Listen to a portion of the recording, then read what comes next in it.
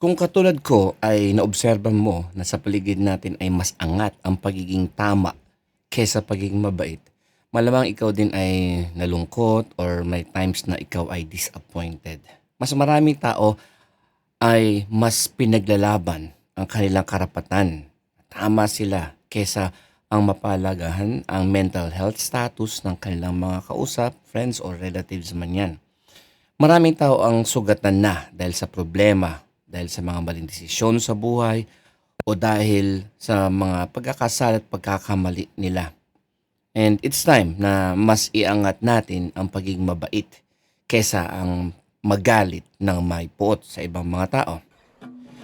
Hello, I'm Gina Strom III. Ako po ang Senior Pastor ng UVCC Church. Welcome to Speak to Inspire PGE. This is a podcast of the UVCC Church. Here in this podcast, we inspire you through God's Word towards a meaningful life.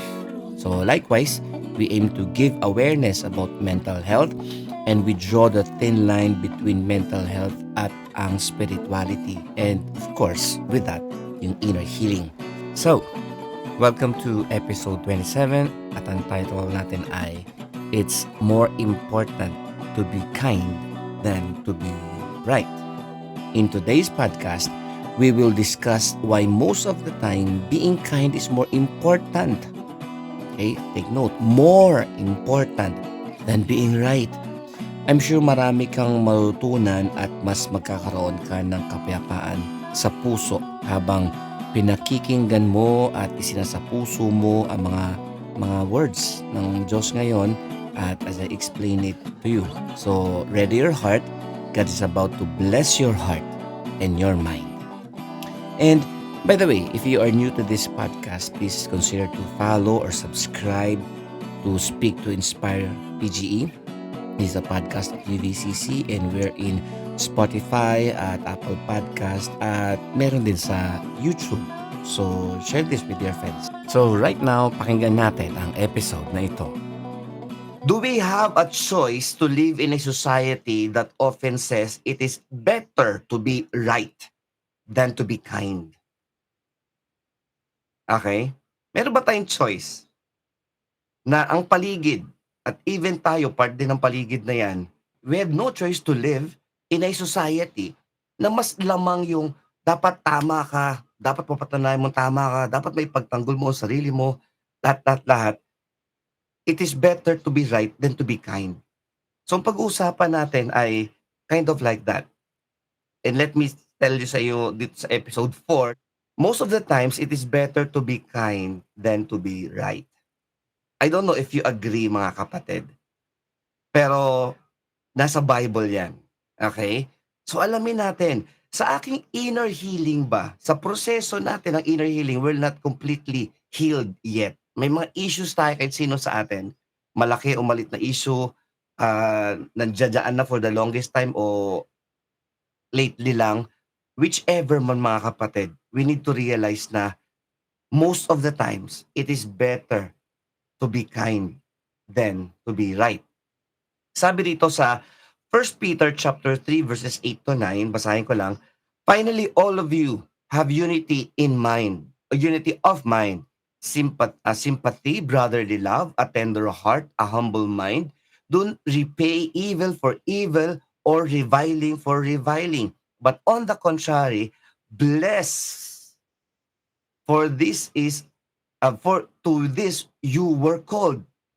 Tingnan mo you bless or you be kind to people and to yourself because you were called to this. Babalikan ko yan mamaya. That you may obtain a blessing. Ang blessing ay secondary when it comes to calling. Tagalog.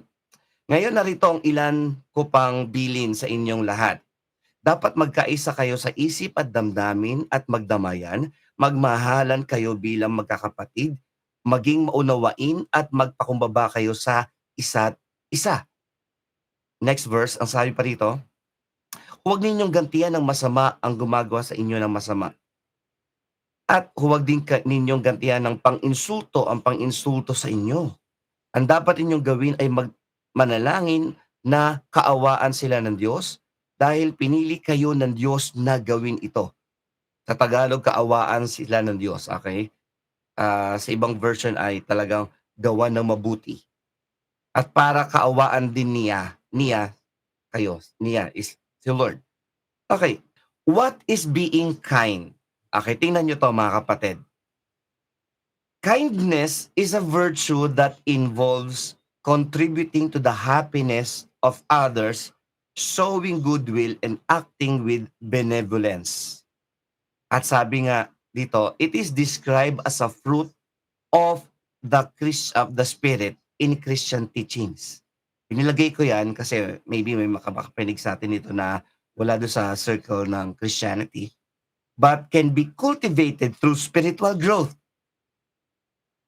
Ang ang kindness is one of the fruits of the Holy Spirit, 'di ba? Love, joy, peace, patience, kindness, goodness. So, ibig sabihin sa inner healing mga kapatid, you need the Holy Spirit at malalaman mo kapag gumagawa ang Holy Spirit sa'yo, you practice kindness. Sabihin niyo nga po, kindness. And when you are there sa kindness na not mindset, but identity bilang Christian, 'di ba?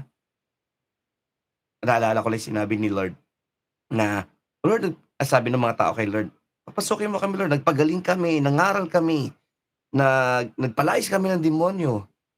Mga dramatic na mga spiritual gifts yung mga yon. Pero sabi ni Lord, "Di ko kayo kilala mga manggagawa ng masama." In my own, thinking, ang gusto sabihin ni Lord ay, hindi ko kayo nakitaan ng kabaitan. Walang fruit of the Holy Spirit sa inyo. Kahit na kayo ay nagpagaling, nangaral, nagpalayas ng sandamakmak na demonyo, pero manggagawa kayo ng masama. Sa mababaw na paraan, nasaan ang kindness niyo? Alam natin sabi sa Bible, God's kindness leads us to repentance. Kung papaganahin ni Lord ang pagiging right, more than pagiging kind, wala na tira sa atin mga kapatid. Ang sabi ng, all throughout ang kindness ng Bible ang kindness ng Diyos ay nasa Bible. Sabi ng iba, kung mabait ang Diyos, bakit pinalayas agad yung mga tao sa Garden of Eden nung nagkasala sila? Aba, mga kapatid, kung hindi kind si Lord, patay. Literal agad si Adam and Eve nung time na yun. So ang tanong doon ay mali yung tanong na, ba't pinalayas? Ang tanong doon ay, bakit hindi sila pinatay agad? Spiritually and physically. Because God is kind. Amen? That's why si Lord hindi niya kailangan ng inner healing. Kasi He practices kindness at siya ang author ng fruit of the Holy Spirit. Tuloy tayo. Why do you need to be kind as a person? Okay? You need to be kind because kindness is a state of heart that makes way for inner healing. Amen? So, sometimes when we deal with people, when we deal with ourselves muna, sometimes mas mahigpit pa tayo sa Diyos. I know that because I do that. 'Di ba? Minsan may mga sasabihan ko yung mga tao na kausap ko na, "Bro or sis, wag kang masyadong mahigpit sa sarili mo." I'm also talking to myself. Every time sinasabi ko 'yan. Kumbaga, kaya kong, parusahan ang sarili ko more than you can, okey? Sometimes I'm not kind to myself, okey? Pero kindness is a state of heart. It's either nasa heart mo ang kindness o wala. Amen ba? Nandiyan ba kayo? It's either you have the fruit of the Holy Spirit or you don't have the fruit of the Holy Spirit, which is kindness ay nandoon. And kindness is needed para ma-heal ka from all the past hurts and pains na meron ka. Kasi every time you choose not to be kind, alam mo yung nangyayari? Yung inner healing mo napuputol. Yung emotional maturity mo ay nahahadlangan. Yung galawan ng Holy Spirit sa'yo ay nahihinder. And most of all, mga kapatid, God cannot do His will through unkind people. 'Di ba? Mahirap gumawa ang Diyos sa isang tao na hindi mabait.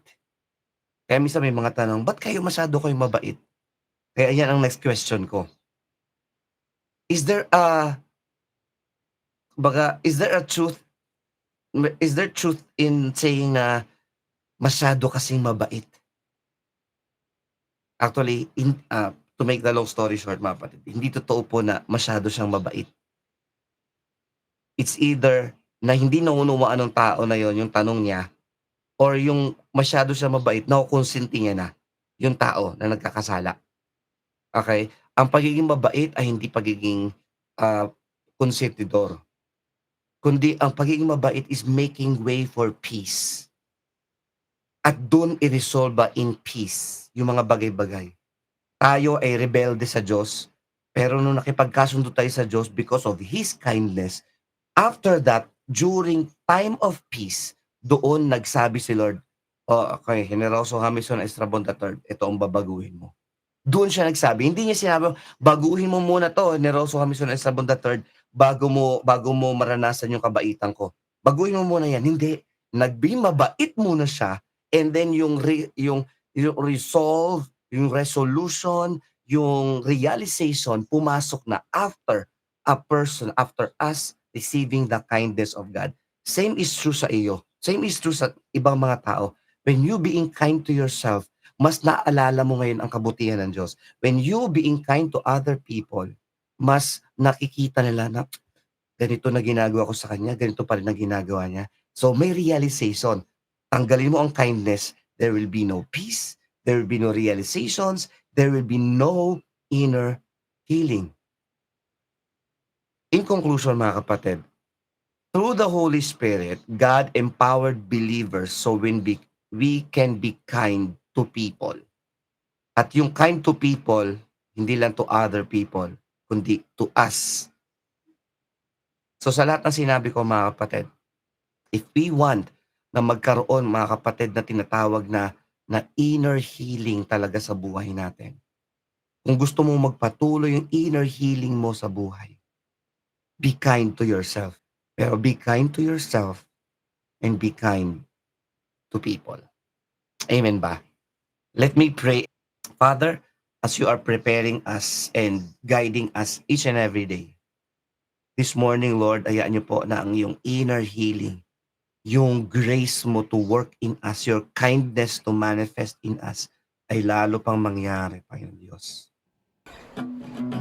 Thank you for listening to today's podcast. At I pray na ma-share mo ito sa iyong relatives and friends. At sila din ay makinabang doon sa pakinabangan mo sa iyong pakikinig today. So until next time, see you on the next episode. See ya!